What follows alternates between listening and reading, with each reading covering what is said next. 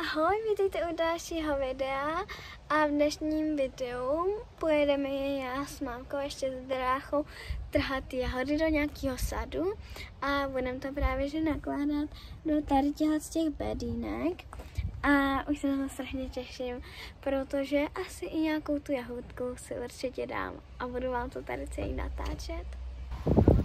Takže teďka už tady také sbíráme a tady je teďka hodně jahod, protože teďka zatím jich tady moc nemám, protože jsme vám nemohli najít.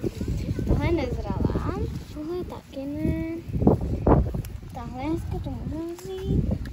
Udělala jsem si tady co mi strašně foukala do vlasů. Tohle taky můžu vzít. A jsou teda takový jako malý. I paní říkala, že jim hodně zmrzly. Tohle ne. A my asi půjdeme ještě dál. Takže teďka pořád tady ještě sbíráme. Já jsem si říkala, že toho bude málo, ale nakonec toho je docela dost, protože má ještě i brácha s mamkou. A my asi už budeme končit, protože za chvíli to stejně bude končit, tohle celý. A už tady ty jahody jsou takový, jakože jak kdy je tady celá jako červená jahoda, takže už budeme končit.